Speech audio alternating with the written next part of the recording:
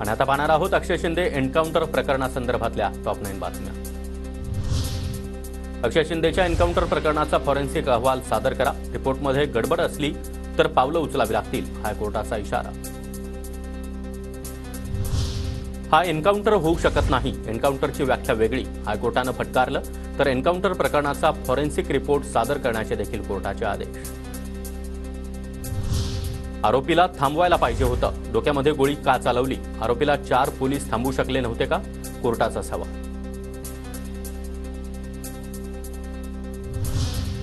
Police वर्दीमध्ये होते का, न्यायाधीशांचा सरकारी वकिलांना सवाल। सामान्य माणसाला बंदुकीचा स्लायडर ओढता येत नाही, न्यायाधीशांचं निरीक्षण। असे एन्काउंटर झाले तर विकृतांमध्ये दहशत निर्माण होईल, बलात्कार करण्याचा विचार करण्याची देखील कुणाची हिंमत होणार नाही, शर्मिला ठाकरेंची प्रतिक्रिया। ऐसे एनकाउंटर्स अगर और हो गए तो पुरुष जो है, जो रेपिस्ट है, जो मेंटालिटी है, उनमें दहशत हो जाएगी कि नहीं हम ऐसा नहीं कर सकते, इधर इमीडिएटली हमको न्याय मिले। ऐसे एनकाउंटर्स अगर और हो गए तो पुरुष जो है, जो रेपिस्ट है, जो मेंटालिटी है, उनमें दहशत हो जाएगी कि नहीं हम ऐसा नहीं कर सकते, इधर इमीडिएटली हमको न्याय मिले।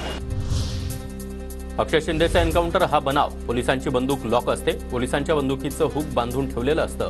अनिल देशमुख यांच्याकडून एन्काउंटरवर प्रश्नचिन्ह। बनाव त्या निमित्ताने इथे दाखवण्यात आला असं दिसतं।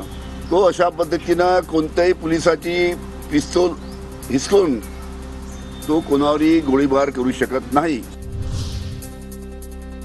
अक्षय शिंदेच्या वडिलांच्या याचिकेवर उच्च न्यायालयामध्ये सुनावणी। अक्षयमध्ये पोलिसांची बंदूक हिसकावून घेण्याची क्षमता नव्हती, वकिलाचा युक्तिवाद। तर आगामी निवडणुका डोळ्यासमोर ठेवून मुलाची हत्या, आईवडिलांचा आरोप। अक्षय शिंदेच्या एन्काउंटरनंतर मुंबईमध्ये बॅनरबाजी, बॅनरवर देवेंद्र फडणवीसांचा फोटो। तर पोलिसांकडून वसुली करून घेणारं सरकार म्हणत महाविकास आघाडीनं डिवचलं। फडणवीसांच्या समर्थनार्थ लागलेले बॅनर हटवल्यानंतर आमदार मनीषा चौधरी मुंबई महापालिकेच्या अधिकाऱ्यांवर संतापल्या, कुणाच्या सांगण्यावरून पोस्टर काढले, चौकशी करण्याची मागणी।